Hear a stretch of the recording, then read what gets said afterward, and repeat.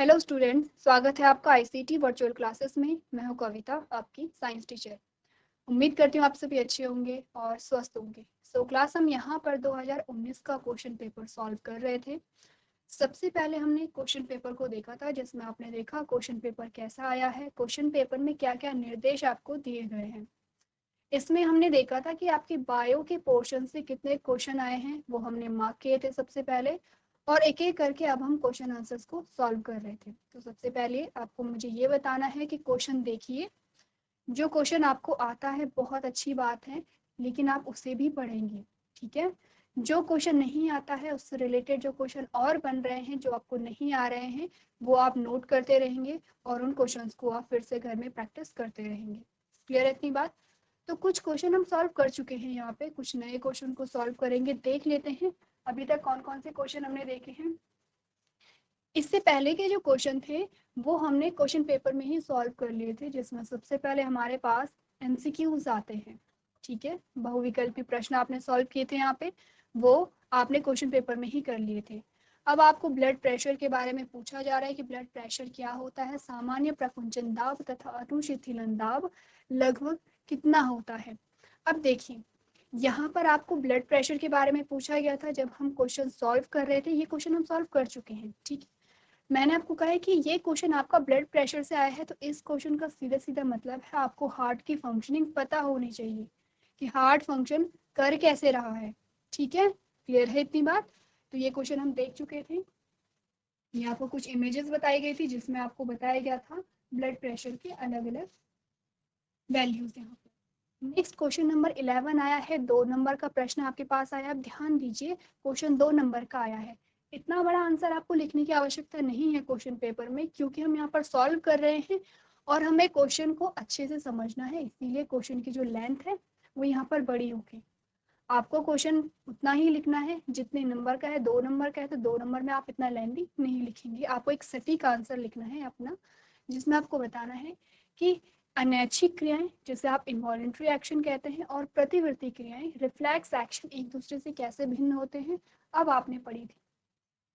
एक हमारे पास एक टेबल हमारे पास आई थी, सबसे पहले हमने डेफिनेशन देखी थी। अब हम टेबल के माध्यम से जान पाएंगे कि दोनों में क्या डिफरेंस होता है। ये है आपकी इन्वॉलेंट्री एक्शन, जिसे आप अनैच्छिक क्रियाएं कह रहे हैं, और ये है आपके रिफ्लेक्स एक्शन, जिसे आप प्रतिवर्ती क्रियाएं कह रहे हैं, ठीक है। आप ध्यान से पढ़िए। सबसे पहले आप पढ़ेंगे इन्वॉलेंट्री एक्शन वाले कॉलम को, जिसमें सबसे पहले आपको क्या कॉलम बताया गया है, ये वाला कॉलम, ठीक है। इसमें आपको क्या कहा गया है, involuntary action takes place without the conscious choice of an organism. जो हमारी अनैच्छिक क्रियाएं होती हैं उसे आप अनकॉन्शियसली करते हैं, ठीक है। जो हमारे अनैच्छिक क्रियाएं होती हैं उन्हें आप अनकॉन्शियसली करते हैं। जैसे कि आपका हृदय का धड़कना, सबसे पहला एग्जाम्पल हम वही देखते हैं कि आपके हृदय का धड़कना, जब आप सोए हुए रहते हैं तो ऐसा नहीं है कि आपको याद रखना होता है कि आपके हृदय को धड़कना है या फिर आप सांस ले रहे हैं। वो अनकॉन्शियसली ये जो प्रोसेस है वो चलती रहती है। जीजीआईसी सुल्तानपुर, बच्चे अपने मुंह को ढकना नहीं है। आगे ध्यान दीजिए, आपको क्या बताया जा रहा है। मैं आप लोगों से क्वेश्चन करूंगी। जीआईसी कोट कंडारा, जीजीआईसी सुल्तानपुर, ध्यान से सुनिए। पहले मैं समझा रही हूँ, फिर मैं आपसे क्रॉस क्वेश्चन करूंगी, ठीक है। मुंह को ढकना नहीं है ऐसे करके। तो हम क्या बात कर रहे थे, हमने कहा कि ऐसा नहीं होता कि जब हम सोए रहते हैं तो हमें सांस लेना याद रखना पड़ेगा, या फिर हमारी जो हृदय की गति है उसे हमें याद रखना पड़ता है। ये नेचुरली होता है, स्वाभाविक है।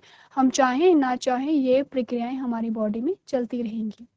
अनकॉन्शियस होते हैं आप, जब सोए हुए रहते हैं, आप होश आवास में नहीं रहते हैं, लेकिन फिर भी ये फंक्शनिंग चल रही है। और इस प्रकार की क्रियाओं को आप अनैच्छिक क्रियाएं कहते हैं, जो कि आपके हाथ में नहीं होती हैं, ठीक है, नेचुरली चल रहे हैं। अब आपको कहा गया रिफ्लेक्स एक्शन, जिसे आप प्रतिवर्ती क्रियाएं कहते हैं। आपने कहा reflex action are those action that takes place along with stimuli. आपको कहा जा रहा है कि जब भी रिफ्लेक्स एक्शन होंगे, जब भी प्रतिवर्ती क्रियाएं होंगी, यहाँ पर स्टिमुलाई होगा ही होगा। अब सबसे पहले मुझे ये बताइए, जीआईसी कोड कंडारा, बच्चे स्टिमुलाई जिसे आप दीपक कहते हैं वो क्या होता है, कौन मुझे बताएगा। ये जो स्टिमुलाई है जिसे आप उद्दीपक कहते हैं। कौन बताएगा मुझे उद्दीपक क्या होते हैं? जीएचएस धौलपुर। आपको आवाज आ रही है तो हैंड रेज कीजिए अपना। जीएचएस धौलपुर, ठीक है, वेरी गुड, सबको आवाज आ रही है। बच्चे माइक लेके मुझे बताइए आप कौन सी क्लास के हैं? Good morning ma'am. Good morning बच्चे, क्या नाम है आपका? नंदिता। नंदिता। कौन सी क्लास के हैं बच्चे आप? कक्षा 10। 10th के हैं, वेरी गुड, बहुत अच्छे। अच्छा, अब ये बताइए कि हम यहाँ पर क्वेश्चन पेपर सॉल्व कर रहे हैं 2019 का, ठीक है। आप क्या उद्दीपक के बारे में जानते हैं कि उद्दीपक क्या होते हैं? क्योंकि ये क्वेश्चन हम सॉल्व कर चुके हैं। उद्दीपक के बारे में जानते हैं आप? नंदिता, नंदिता माइक ऑन कीजिए अपना। नंदिता अपना माइक ऑन कीजिए। Yes ma'am. बच्चे आप उद्दीपक के बारे में जानते हैं? No ma'am. ठीक है, कोई बात नहीं। अच्छा ये बताइए, क्या आप अपने संवेदी अंगों के बारे में जानते हैं? कौन कौन से हमारे संवेदी अंग होते हैं? नहीं आता है, कोई नो बात नहीं, मैम। चलिए ठीक है, कोई बात नहीं, हम डिस्कस करेंगे, लेकिन आप सबको नोट करना पड़ेगा। मैं आपसे क्रॉस क्वेश्चन करूंगी, ठीक है? जीएचएस धौलपुर के सारे बच्चे एक बार फिर से रिपीट लेते हैं। आपने कहा सबसे पहले बात करेंगे हमारे संवेदी अंगों के बारे में, ठीक है?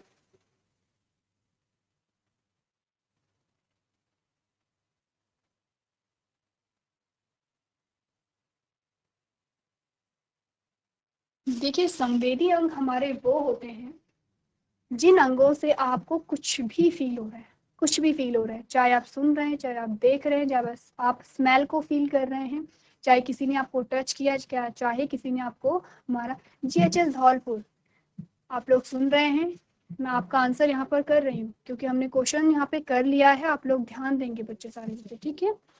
तो मैंने कहा संवेदी अंग आपके वो होते हैं जिससे आप कोई भी चीज क्या कर रहे हैं, महसूस कर रहे हैं। जैसे कि आपने कहा कि अगर आपको किसी ने मारा या आपको किसी ने टच किया तो आपको कैसे पता चलेगा?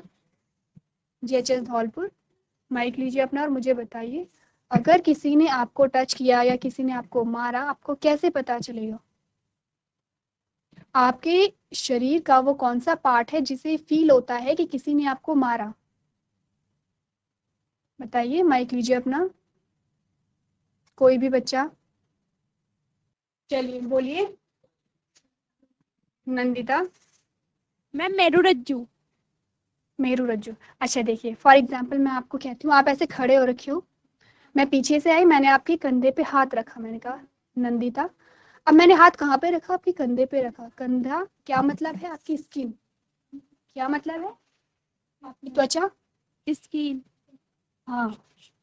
अब नंदिता फॉर एग्जाम्पल, मैं आपको मारूंगी नहीं, फॉर एग्जाम्पल मैंने आपको थप्पड़ मारा, आपके गाल पे मारा, गाल पे क्या है? आपकी स्किन है, आपको फील हुआ?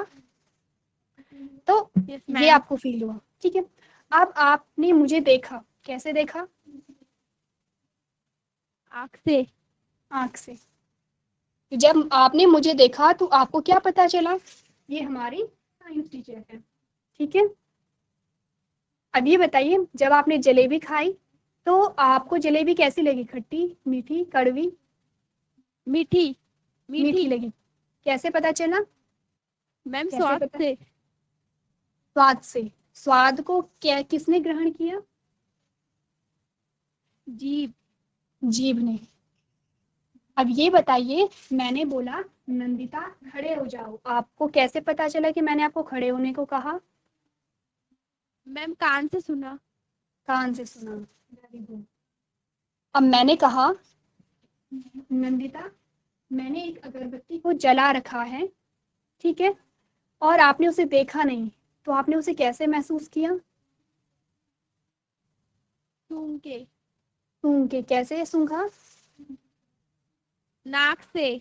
नाक से। तो ये सारे बच्चे आपके क्या होते हैं? संवेदी अंग होते हैं जिससे कि आप कोई भी चीज महसूस करते हैं। इतनी बात सबको क्लियर हो गई है? जीजीआईसी सुल्तानपुर। Yes ma'am. ठीक है, अब बात करते हैं हम किसके बारे में? उद्दीपक के बारे में। बैठिए आप लोग। अब हुआ क्या, हमने कहा कि जो भी हमारे अंग होते हैं, संवेदी अंग, वो किसी न किसी चीज को हम क्या कर रहे हैं? रिसीव कर रहे हैं, महसूस कर रहे हैं। लेकिन महसूस किसे कर रहे हैं? आपने कहा उद्दीपक को हम महसूस कर रहे हैं। जैसे कि उद्दीपक, मैंने आपको थप्पड़ मारा, वो एक उद्दीपक था, ठीक है, वो क्या था, एक उद्दीपक था, क्योंकि इसका आपके शरीर, आपकी त्वचा पे फर्क पड़ा। आपने मुझे देखा, मैं भी एक उद्दीपक हूँ। ठीक है, आपने क्या किया, आपने जब किसी खाने को खाया, खाना भी क्या था, एक उद्दीपक था। जब आपने किसी चीज को सुना तो वो सुनना भी क्या था, वो भी एक उद्दीपक था। ठीक है, और जब आपने किसी स्मेल को फील किया, किसी गंध या सुगंध या दुर्गंध, आप जो भी कहिए, जो आपने रिसीव किया, वो भी क्या था, एक उद्दीपक था। अब उद्दीपक और संवेदी अंग में थोड़ा सा डिफरेंस है, जिसमें आपको कंफ्यूज नहीं करना है। मैंने कहा, देखिए, मैंने कहा कि जो आपने स्वाद लिया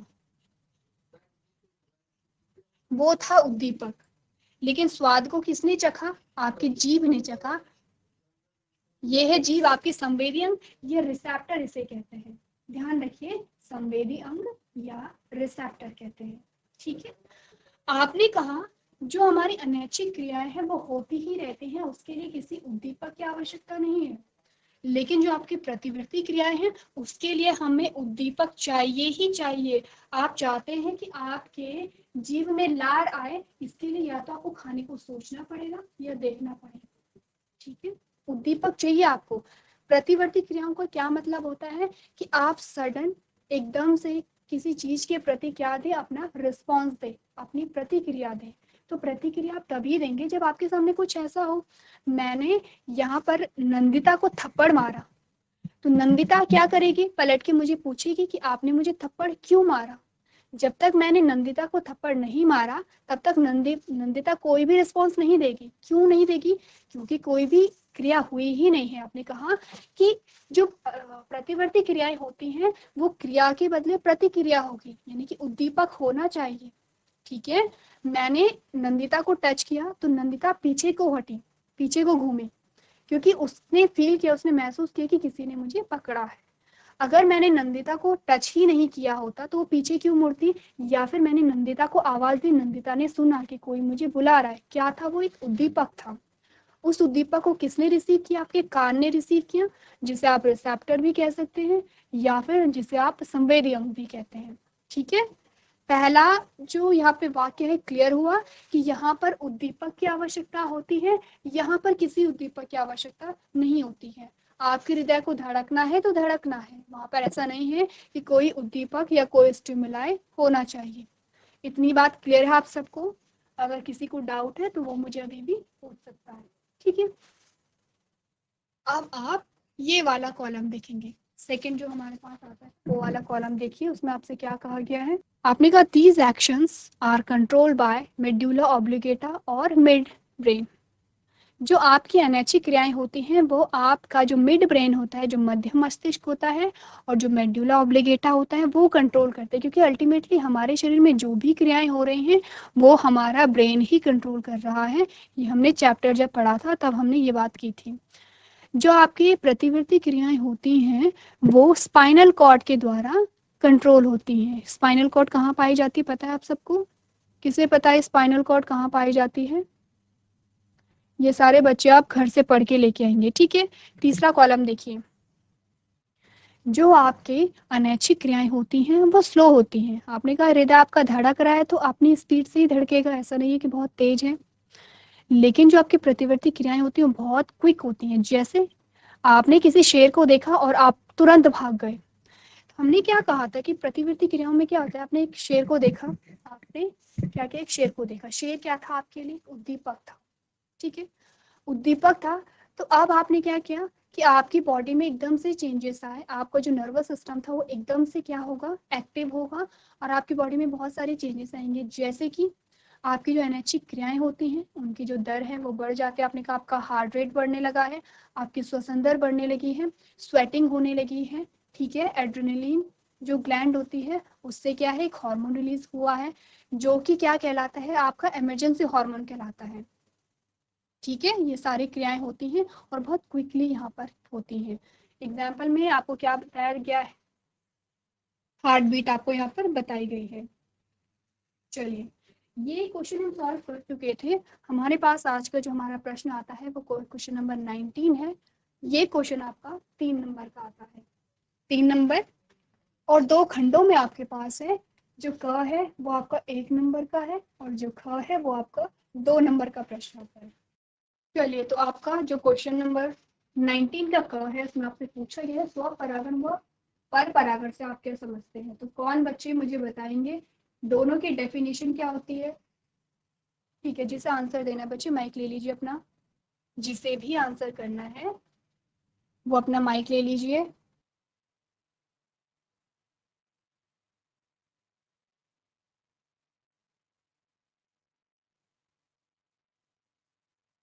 ये क्वेश्चन आपका रिपीट हुआ है जब हम क्वेश्चन पेपर सॉल्व कर रहे थे। सेम क्वेश्चन आपके पास आया था। चलिए, तो सबसे पहले आप मुझे ये बताइए, ये जो हम बना रहे हैं ये फ्लावर के पार्ट्स बना रहे हैं। ठीक है, काफी बार हमने ये जो क्वेश्चन है वो रिपीट किया है, यहाँ पर किया है। चलिए, कौन बच्चा मुझे बताएगा कि यहाँ पर हम देखेंगे। सबसे पहले तो आप लोग इसकी लेबलिंग कीजिए और मुझे बताइए ये कौन कौन से पार्ट बने हुए हैं। 2 इमेजेस आपके पास आई हैं। ठीक है, 2 इमेजेस आपके पास आई हैं। इमेज 1 है और इमेज 2 है। ये इमेज 1 हमारे पास आती है, ये इमेज 2 हमारे पास आ जाती है। तो बताइए सबसे पहले तो कौन मुझे बताएगा, पार्ट्स के नाम बताएंगे मुझे सबसे पहले, और उसके बाद कौन सी प्रोसेस है, यानी कि इसमें से स्वपरागण कौन सा है, परपरागण कौन सा है, वो बताइए। कौन बताएगा। जी, आईसी सुल्तानपुर, आपको आवाज आ रही है। बच्चे नाम बताइए अपना। मैम मेरा नाम ऋतिक है, ऋतिक, बच्चे कौन सी क्लास के हैं आप लोग। Class 10th। 10th के हैं। तो सबसे पहले मुझे ये बताइए कि यहाँ पर जो हमने फ्लावर के पार्ट्स बनाए हैं उनके क्या क्या नाम है। जो ग्रीन वाला पोर्शन है वो क्या पार्ट है, क्या नाम है उसका। ये वर्तिकाग्र है। वर्तिकाग्र है। कंबाइंडली पूरे क्या कहेंगे, वर्तिकाग्र सिर्फ ऊपर वाला पार्ट है जो चौड़ा वाला भाग है। पूरे को हम क्या कहते हैं। इसे स्त्री केसर कहेंगे मैम। स्त्री केसर, वेरी गुड। और जो येलो वाला पोर्शन है इसे पुंकेसर। पुंकेसर कहेंगे, वेरी गुड। पुंकेसर के कितने भाग होते हैं। 2 होते हैं मैम, एक पराग कौन कोश कौन। और पूतंतु। वेरी गुड, बहुत अच्छे। अब बताइए इनमें से जो इमेज नंबर 1 है इसमें कौन सी परागण की प्रक्रिया हो रही है। पर परागण। पर परागण हो रहा है। और सेकंड में स्वपरागण।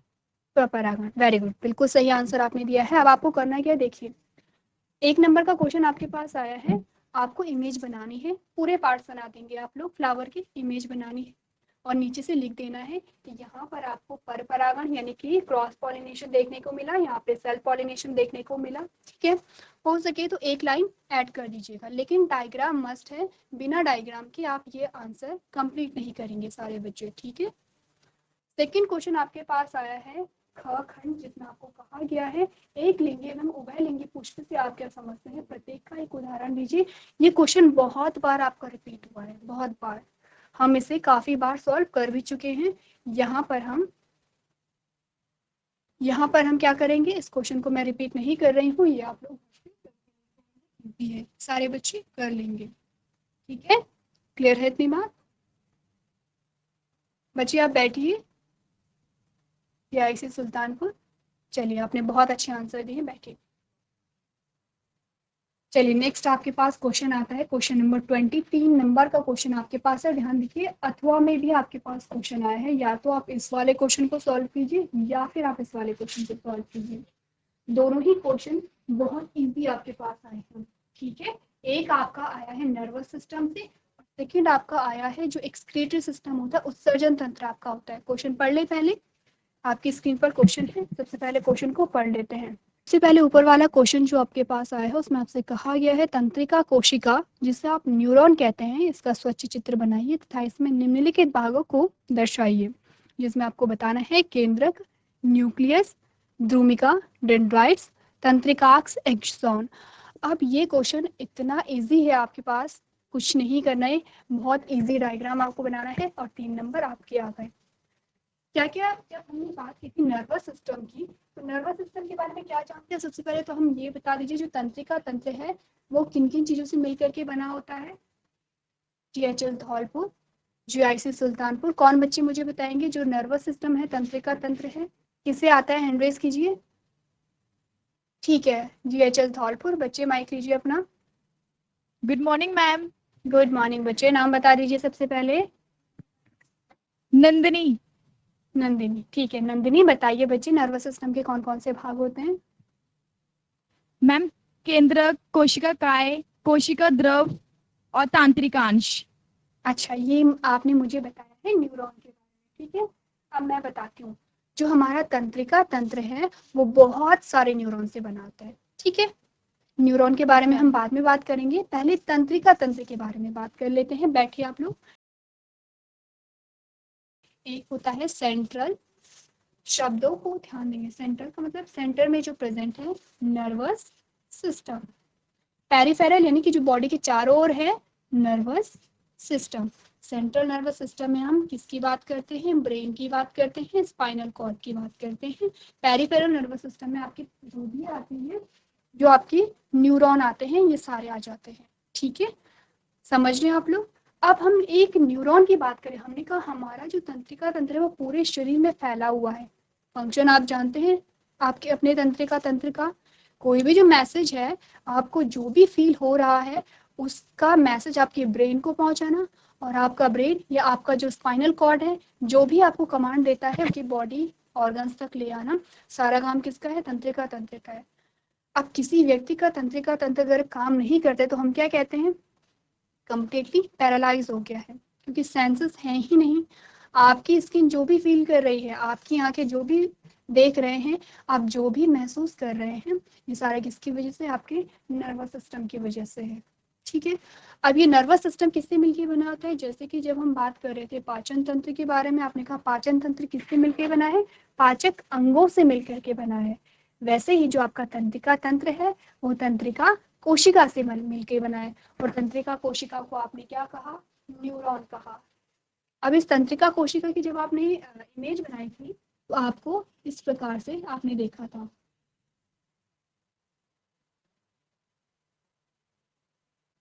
इस प्रकार से आपने देखा था। ठीक है,